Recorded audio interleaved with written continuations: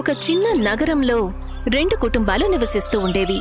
ఒక కుటుంబంలో ఆశ అనే ఒక చిన్న పిల్ల నివసిస్తుండేది.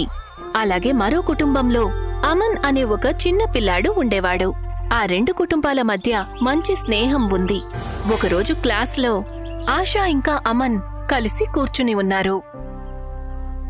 అప్పుడే, ఆశా, నువ్వు నీ కాపీ తీసుకురాలేదా? క్లాస్లో నుంచి బయటకు వెళ్ళిపో. క్లాస్ బయటకు వెళ్ళి నిలబడు. అమన్ చాలా బాధపడతాడు. తను కూడా ఎటువంటి పని చేస్తాడు అంటే తనని కూడా మేడం క్లాస్ నుంచి బయటికి పంపిస్తారు. అమన్, నువ్వు ఇక్కడేం చేస్తున్నావు? మేడం నిన్ను పనిష్ చేశారు కదా, అందుకే మేడం నన్ను కూడా బయటికి పంపించేలా నేను చేశాను. మనిద్దరం ఇక్కడే నిలబడి ఎంజాయ్ చేయొచ్చు. నిన్ను ఒంటరిగా ఎలా వదలగలను? ఆశ ఇంకా అమన్ ఇదే విధంగా ఎప్పుడూ కలిసే ఉండేవాళ్లు. ఒకరోజు ఆశ ఇంకా అమన్ ఇద్దరూ కలిసి కూర్చునుంటారు. ఆశా, మా నాన్నకి ట్రాన్స్ఫర్ అయ్యింది. మేం వేరే చుట్టుకి వెళ్లాల్సి ఉంటుంది, కానీ నేను వెళ్లాలనుకోవట్లేదు. నువ్వు ఏమంటున్నావు అమన్? మనిద్దరం మంచి స్నేహితులం. నాకు నువ్వు లేకపోతే అస్సలు తోచదు కదా. మరి నువ్వేమనుకున్నావు? నువ్వు లేకుండా నేను ఉండగలనుకున్నావా? చివరికి ఆ రోజు రానే వస్తుంది. ఆ రోజు అమన్ వాళ్ల నాన్నతో పాటు వేరే దేశానికి వెళ్లిపోవాల్సి వస్తుంది. అమన్ ఆశాని కలవడానికి వెళ్తాడు. ఆశా, మా నాన్న నన్ను బలవంతంగా తనతో తీసుకువెళ్లాలనుకుంటున్నారు. నిన్ను వదిలి వెళ్లాలని నాకు ఏమాత్రం అనిపించట్లేదు ఆశా. నువ్వు వెళ్ళొద్దు అమన్. నువ్వు లేకపోతే నేను ఇక్కడ ఏం చేస్తాను? నువ్వు కాకుండా నాకు ఇక్కడ స్నేహితులు కూడా ఎవ్వరూ లేరు. ఆశా, ఇలా చూడు, నేను నీకోసం ఒకటి తీసుకొచ్చాను. ఏం తీసుకొచ్చావు?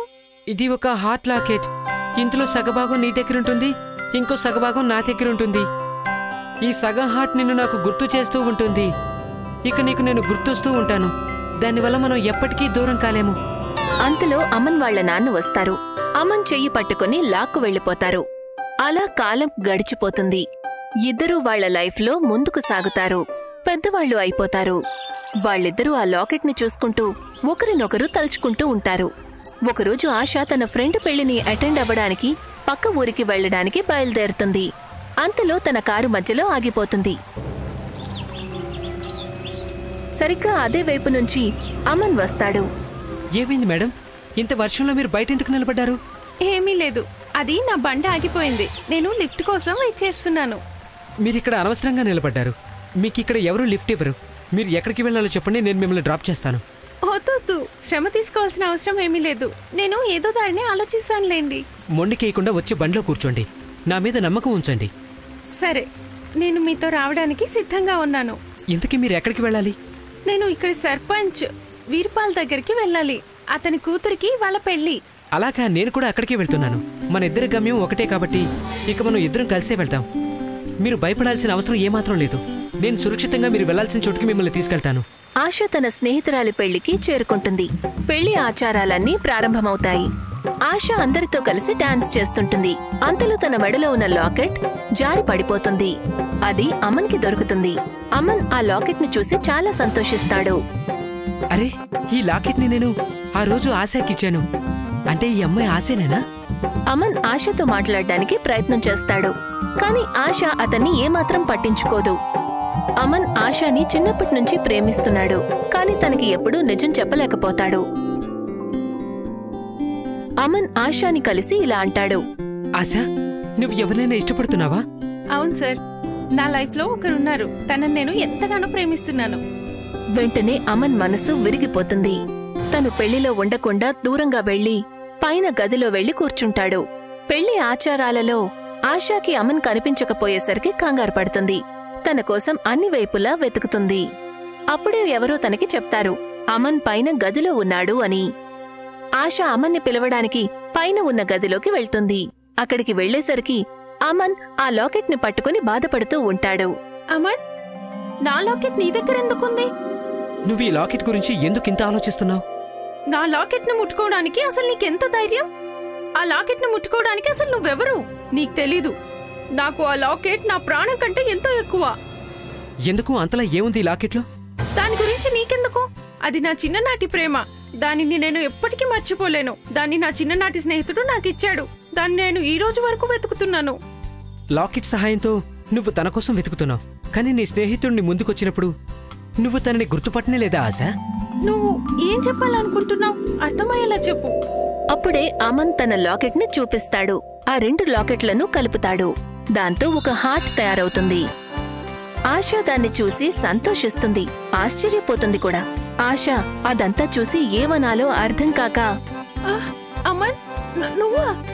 నేను అస్సలు నమ్మలేకపోతున్నాను. నువ్వు తిరిగి వచ్చేసావా? నేను నీకోసం ఎంతో ఎదురు చూశాను, అన్ని చోట్ల వెతికాను. కనీసం ఒక్కరోజు కూడా నీ గురించి ఆలోచించకుండా ఉండలేదు. నాకు కూడా అదే పరిస్థితి.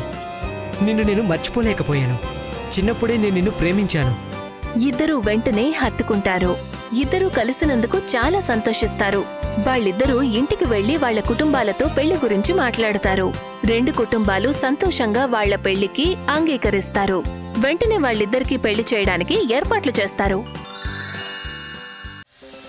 నందా ఇంకా వినోద్ తన ఒకగానొక కొడుకు రవిని చదువులకి విదేశాలకు పంపించారు. అందుకు వాళ్లు చాలా గర్వపడుతూ ఉండేవారు. నీకు తెలుసా రీమా, నా రవి అమెరికాలో చదువుతున్నాడు. ఇది చాలా గొప్ప విషయం. ఇప్పుడు నాకే కేవలం తన పెళ్లి కోసమే ఆలోచనంతా. ఒక అందమైన మంచి కోడలు వస్తే చాలు నాకు. నందా, ఒకవేళ రవి నీకోసం ఒక దొరసాని కోడల్ని తీసుకొచ్చేస్తే? లేదు, నా రవి అలాంటి వాడు కాదు. నాకు తెలుసు, తను నా మాటే వింటాడు. పెళ్లి కూడా నాకు నచ్చిన అమ్మాయినే చేసుకుంటాడు. ఎందుకు చేసుకోడు? నిజానికి రవి ఆ శ్రీరాముడి అవతారం కదా మరి. నీకు నా రవి అంటే అసూయ కదూ? అవునా? నువ్వు నిన్న నాకు పన్నీర్ కోఫ్తా రెసిపీ చేస్తానన్నావు కదా? నంద ఎప్పుడూ తన కొడుకు గురించే మాట్లాడుతూ ఉండేది. అలాగే రమ తన నేర్పిస్తూ ఉండేది. కాని రమ అన్నది నిజమైపోతుందని ఎవరూ అనుకోలేదు. 6 నెలల తర్వాత రవి ఇంటికి వచ్చినప్పుడు అప్పుడు తనతో పాటు ఒక దొరసానొచ్చింది. తనెవరు? అమ్మా, తను నా గర్ల్ ఫ్రెండ్. నాతో పాటే చదువుకునేది. మేమిద్దరం ప్రేమించుకుంటున్నాం. మేం పెళ్లి చేసుకుందాం అనుకుంటున్నాం. అందుకే నేను తనని ఇక్కడికి తీసుకొచ్చాను. సుజీ, మా మామ్ డాడీ కాళ్లకి దండం పెట్టు. సూజీ వంగి నందా ఇంకా వినోద్ కాళ్లకు దండం పెట్టింది. నువ్వు పెళ్లి చేసుకోవాలని అలా ఎలా నిర్ణయం తీసుకున్నావు?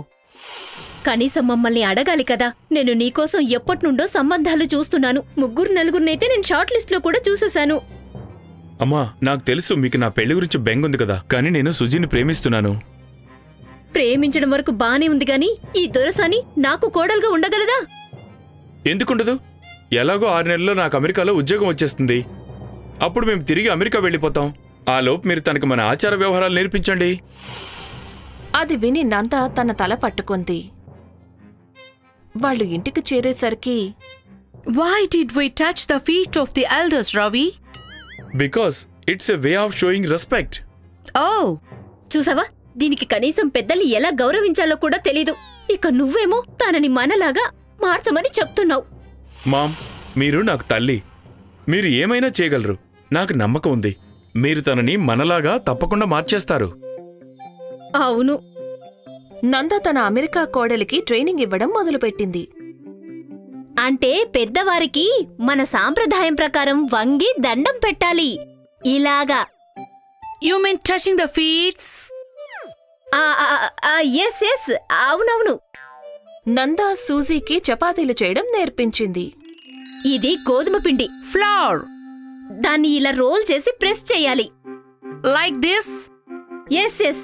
ఆ తర్వాత రోలింగ్ కర్రతో వత్తుతారు. ఈ విధంగా. సూజీ చపాతీలు ఒత్తినప్పుడు తను ఏ దేశం బొమ్మ వేస్తోందో తెలియలేదు.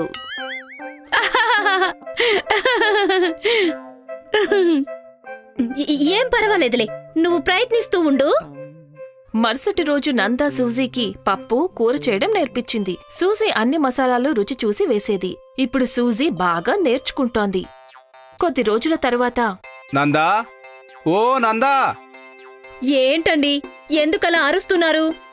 కొత్త తలనొప్పి వచ్చి పడింది. రేపు మా చుట్టాలు మన దొరసాని కోడల్ని చూడటానికి వస్తారంట. అలాగే వాళ్లతో వాళ్ళ అమ్మ కూడా. ఏం చేద్దాం, రానివ్వండి. కానీ మరి సుజీ వాళ్లతో ఒక కోడలిగా ప్రవర్తిస్తుందా? మీరు చూస్తూ ఉండండి. మరుసటి రోజు నందా సూజీకి చీర ఇచ్చింది. దీన్ని కట్టుకోవాలి. But ఎలా? How? నందా సూజీకి చీర కట్టింది.